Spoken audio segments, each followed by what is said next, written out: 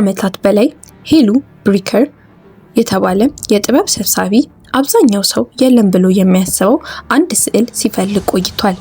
ብሪከር የሆነ ቦታ በአውሮፓ ውስጥ አሁን በሉቨር ሙዚየም ውስጥ ለእይታ ከቀረበው እና ዓለም ገና ካላየው የሞናሊዛ ስሪት በፊት በሊዮናርዶ የተሳለ ሁለተኛ ወይም የቅድመ ስሪት እንዳለ በጽኑ ያምን ነበር።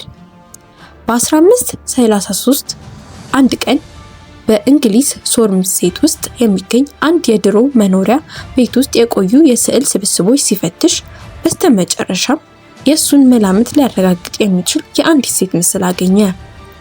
ያገኘውም ስዕል ይህ አሁን የምታዩት ነበር። ይህ ምስል ለ100 ዓመታት ያክል በተተወ የድሮ ቤት ውስጥ ተደብቆ የቆየ ሲሆን ከሉቨር ስሪት ጋር ስናነጻጽረው ያለው መመሳሰል እጅግ የሚያስገርም ነው።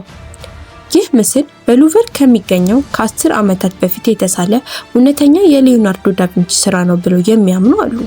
በሌላ በኩል ደግሞ ባለፉት ክፍለ ዘመናት ከተሰሩ በርካታ ቅጂዎች ወይም ኮፒዎች መካከል አንዱ ተራ ቅጂ ነው ብለው የሚያምኑ አሉ። ማንም ሊክደው የማይችለው ነገር ቢኖር ስዕሉ በጥልቅ ስንመረምረው ማስረጃው ከሚታየው በላይ በጣም ውስብስብ መሆኑ ነው። ይህ ስዕል ለምን ይህን ያክል ክርክር እንደፈጠረ ለመረዳት መጀመሪያ ስለ ኦሪጂናሉ ስና መነጋገር አለብን። በሉቨር ሙዚየም የሚገኘው የሞናሊዛ ስዕል በኪነ ጥበብ ታሪክ ውስጥ ያለ ጥርጥር በጣም ታዋቂ ስዕል ነው። በየዓመቱ 7 ሚሊዮን ሰዎች እሷን የምትገኝበትን ክፍል ይጎበኛሉ። እንዲሁም ከፈረንሳይ ታላላቅ የቱሪስት መስህቦች አንዷ ተደርጋ ትወሰዳለች። እሷም በዓለም ላይ ዋጋዋ በትክክል ለማስላት ከማይቻሉ ጥቂት ስራዎች ውስጥ አንዷ ናት። ነገር ግን አብዛኛው ሰው ስለሷ የሚያውቀው ነገር አለ። ለግማሽ ክፍለ ዘመናት ያክል በዘለቀው የሥራ ዘመኑ ሊዮናርዶ ዳቪንቺ ምናልባት ከ20 የማይበልጡ ስዕሎችን ነው የጀመረው። ከነዚህ ውስጥ በህይወት የተረፉት 15 ብቻ ሲሆኑ ምሁራን እነዚህ ሁሉ ሙሉ በሙሉ የሱ ስራዎች ናቸው ብለው ይስማማሉ። ይህ ማለት አዲስ የሊዮናርዶ ስዕል መገኘት እንዲሁም አስደሳች ዜና ብቻ ሳይሆን በኪነ ጥበብ ታሪክ ውስጥ ካሉ በጣም አስፈላጊ ክስተቶች ውስጥ አንዱ ሆኗል ማለት ነው። አሁን ሁለቱን ስዕሎች ጎን ለጎን ካላስቀመጥናቸው መጀመሪያ የምናስተውለው ነገር በዚህ ወይም በአይስ ሉወርስ ስዕል ላይ የምትታየው ሴት በሉቨር ካለችው በግልጽ እንደምትመሳሰል ነው። የታሪክ ምሁራን የሷ እድሜ 20 ዓመት አካባቢ እንደሆነ ሲገምቱ የሉቨር ስሪት ደግሞ ቢያንስ በ10 ዓመት እንደምትበልጥ ትመስላለች። ሁለቱም ሴቶች ቀኝ እጃቸው በግራ እጃቸው ላይ አሳርፈው በተመሳሳይ አቀማመጥ ተቀምጧል። ይህ ምልክት በሊዮናርዶ ዘመን የታማኝ ሚስትን በጎንነት የሚያሳይ ነበር። በቅርብ ካየናቸው ሁለቱም ተመሳሳይ ፈገግታና ተመሳሳይ አይኖች አላቸው።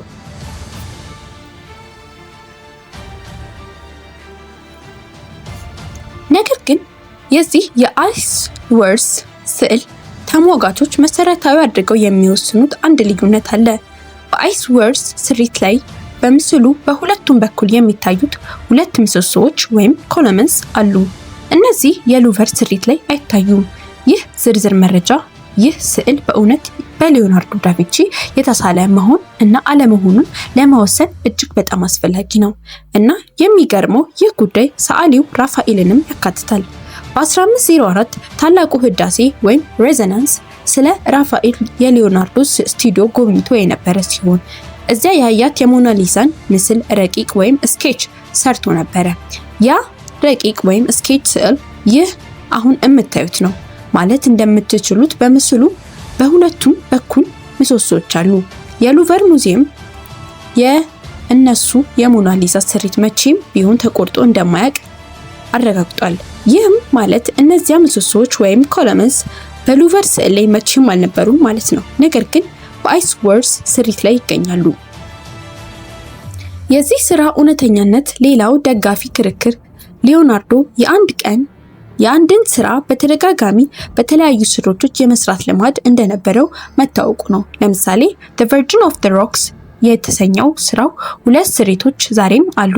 The Virgins and the Kids with the Saint Anne የተባለው እንዲሁም ሁለት ስሪቶች አሉ። ስለዚህ ይህ ስዕል የሞናሊዛ ሁለተኛ ስሪት ወይም ድራፍት ሊሆን ይችላል ብሎ ማሰብ መሰረታዊ ያልሆነ ነገር አይደለም። ሊታሰብበት የሚገባ ሌላኛው ታሪካዊ ሰገድም አለ። አንቶኒዮ ዴ ቢስቲ የተባለ የካርዲናል ሉዊጂ ደላርጎ እና ጸሐፊ ላይ የተመዘገበው በ1517 ፈረንሳይ ውስጥ ሊዮናርዶን እንደጎበኘው እና አርቲስቱ 3 ያለቁ ስዕሎችን እንዳሳየው ጽፏል። በዚህም መካከል የአንዲት የፍሎረንስ ሴት ምስል ይገኝበታል።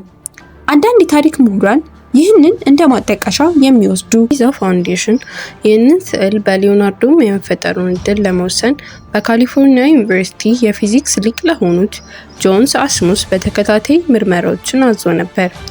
የእሱም መደምደሚያ እንደሚያሳየው የሁለቱም ሞናሊዛዎች ፊት የሳለው አንድ አርቲስት ለመሆኑ 99% ሳይንሳዊ እርግጠኝነት አለ።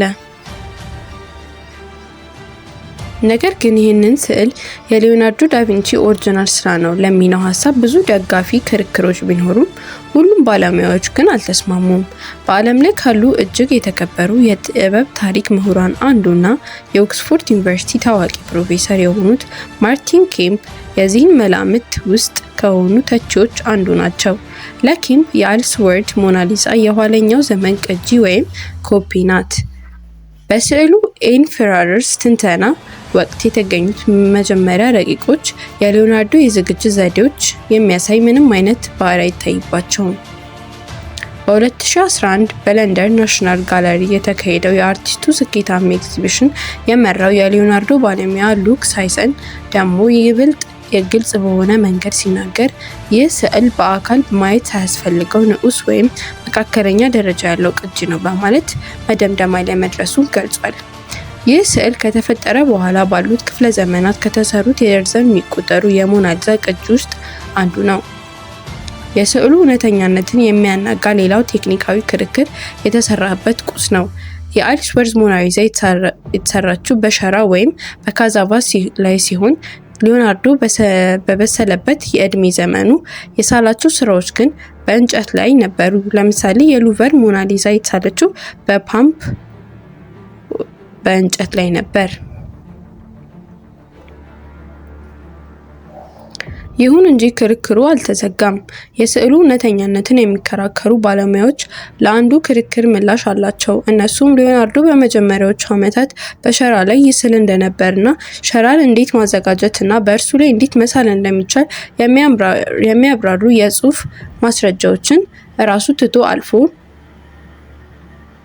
በተጨማሪም የስዕሉ ጥራት የሚገልጽ የሚችለው ስራው ሳይጠናቀቅ በመቅረቱ እንደሆነ ይከራከራሉ። እንዲሁም ሳይንሳዊ ማስረጃው ፍጹም ባይሆንም ችላ ሊባል የማይችል ትልቅ ዋጋ ያለው መሆኑን ያስገነዝባሉ። የሚገርመው ነገር ግን የዚህ መላምት ዋና ተቺዎች አንዱም እንኳን ስዕሉን በአካል መርምረው አያውቁም። ኬምፕ እንዳለውም መርጦ መተው ያመነ ሲሆን ሳይሰን ደግሞ ይህንን ለማድረግ ተጋብዞ እንደማያውቅ ተገልጿል።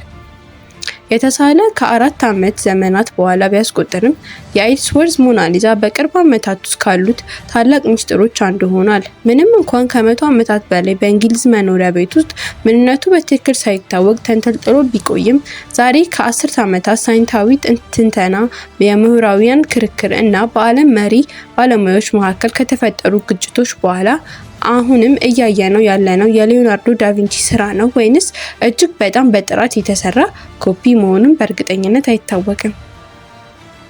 ምናልባትም ከሁሉም በላይ አስደናቂው ነገር ይሄ ሳይሆን አይቀርም። አንድ ስዕል ማንም ሰው ጥራት ያለው ቁርጥ ያለ ምላሽ ሳይሰጠው ይህን ያክል ረጅም ጊዜ በብዙ ጥያቄዎች እያመነጨ መኖሩ ነው። አሁን ይህን ስራ የሚደግፉም ሆነ የሚቃወሙትም ክርክሮች በሙሉ ከሰሙ በኋላ የሰዎች አስተያየትን በኮሜንት ላይ ቢያስቀምጡልኝ ደስ ይለኛል። የአልስወርዝ ሞናሊዛ እውነተኛ የሊዮናርዶ ስራ ናት ብለው ያስባሉ ወይንስም የአንድ ጎበዝ አስመሳይ ወይም የኮፒ ሰሪ ስራ እያየን ነው? እያንዳንዱን አስተያየት አነባለሁ። ይህንን ቪዲዮ እስከ መጨረሻው ስላያችሁኝም አመሰግናለሁ።